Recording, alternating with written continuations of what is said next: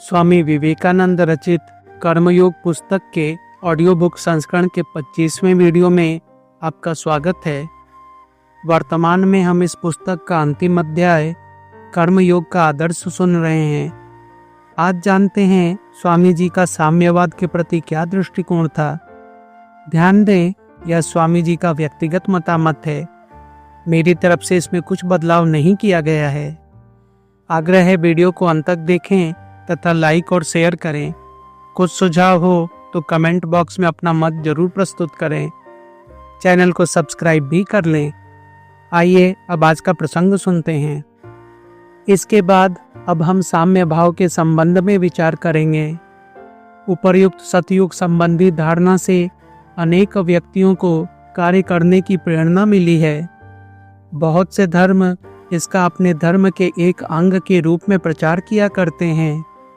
उनकी धारणा है कि परमेश्वर इस जगत का शासन करने के लिए स्वयं आ रहे हैं और उनके आने पर फिर लोगों में किसी प्रकार का अवस्था भेद न रह जाएगा। जो लोग इस बात का प्रचार करते हैं वे अवश्य मतांध हैं, किंतु उनमें सचमुच बड़ी आंतरिकता होती है और यही कारण है कि ग्रीक एवं रोमन गुलाम इसकी ओर इतने आकृष्ट हुए थे। उनका यह दृढ़ विश्वास हो गया था कि इस सतयुगी धर्म में गुलामी बिल्कुल न रह जाएगी, अन्न वस्त्र की भी बिल्कुल कमी न रहेगी।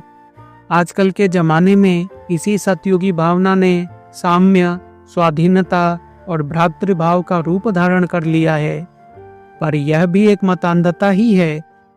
यथार्थ साम्य भाव न तो कभी संसार में हुआ है और न कभी होने की आशा है।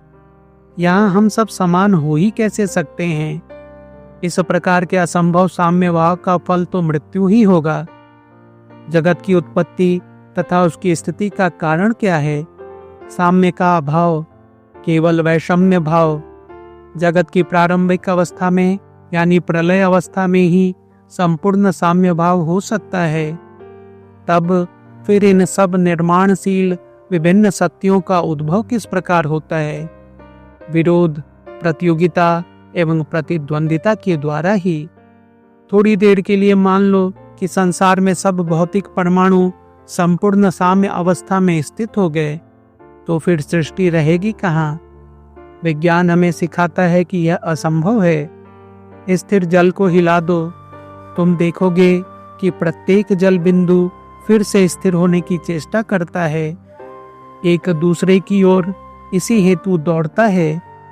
इसी प्रकार यह जगत प्रपंच उत्पन्न हुआ है और उसके अंतर्गत समस्त शक्तियां एवं समस्त पदार्थ अपने नष्ट साम्य भाव को पुनः प्राप्त करने के लिए चेष्टा कर रहे हैं। पुनः वह साम्यावस्था आती है और उससे पुनः इस सृष्टि रूपी मिश्रण की उत्पत्ति हो जाती है। वैषम्य ही सृष्टि की नींव है, परंतु साथ ही वे शक्तियां भी जो साम्य भाव स्थापित करने की चेष्टा करती हैं, सृष्टि के लिए उतनी ही आवश्यक हैं जितनी कि वे जो उस साम्य भाव को नष्ट करने का प्रयत्न करती हैं। संपूर्ण साम्य भाव अर्थात समस्त प्रतिद्वंदी शक्तियों का संपूर्ण सामंजस्य इस संसार में कभी नहीं हो सकता।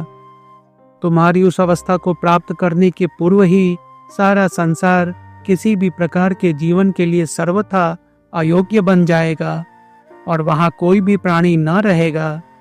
अतएव हम देखते हैं कि सतयुग अथवा संपूर्ण साम्य भाव की ये धारणाएं इस संसार में केवल असंभव ही नहीं, वरन यदि हम इन्हें संपूर्ण रूप से कार्य रूप में परिणत करें तो वे हमें निश्चय प्रलय की ओर ले जाएंगी। वह क्या चीज है जो मनुष्य में भेद स्थापित करती है? वह है मस्तिष्क की भिन्नता। आजकल के दिनों में एक पागल के अतिरिक्त और कोई भी यह ना कहेगा कि हम सब मस्तिष्क की समान शक्ति लेकर उत्पन्न हुए हैं। हम सब संसार में विभिन्न शक्तियां लेकर आते हैं। कोई बड़ा आदमी होकर आता है, कोई छोटा। इस जन्मगत विभिन्नता को अतिक्रमण करने का कोई मार्ग नहीं है। अमेरिकन इंडियन लोग इस देश में हजारों वर्ष रहे और तुम्हारे जो पूर्वज यहाँ आए उनकी संख्या बहुत कम थी। परंतु उन्हीं थोड़े से व्यक्तियों ने इस देश में क्या क्या परिवर्तन कर दिए। यदि सभी लोग समान हों तो उन इंडियनों ने इस देश को उन्नत करके बड़े बड़े नगर आदि क्यों नहीं बना दिए? क्यों वे चिरकाल तक जंगलों में शिकार करते हुए घूमते रहे? तुम्हारे पूर्वजों के साथ इस देश में एक दूसरे प्रकार की दिमागी शक्ति, एक दूसरे प्रकार की संस्कार समष्टि आ गई और उसके फलस्वरूप यह परिस्थिति उत्पन्न हो गई। संपूर्ण साम्य भाव का अर्थ है मृत्यु। जब तक यह संसार बना रहेगा तब तक वैषम्य भाव रहेगा ही, और यह सतयुग अथवा साम्य भाव तभी आएगा जब कल्प का अंत हो जाएगा। उसके पहले पूर्ण साम्य भाव नहीं आ सकता। परंतु फिर भी साम्य भाव की यह धारणा हमारे लिए कार्य में प्रवृत्ति देने वाली एक प्रबल शक्ति है। जिस प्रकार सृष्टि के लिए वैषम्य उपयोगी है, उसी प्रकार वैषम्य को घटाने की चेष्टा भी नितांत आवश्यक है।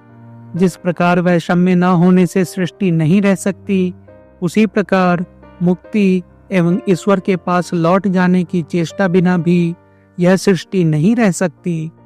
कर्म करने के पीछे मनुष्य का जो हेतु रहता है वह इन दो शक्तियों के तारतम्य से ही निश्चित होता है, और कर्म करने के ये भिन्न भिन्न उद्देश्य चिरकाल तक विद्यमान रहेंगे। कुछ बंधन की ओर ले जाएंगे और कुछ मुक्ति की ओर। आज का प्रसंग यहीं तक था। वीडियो का अगला भाग जल्द प्रस्तुत होगा। इस वीडियो को अंत तक देखने के लिए धन्यवाद।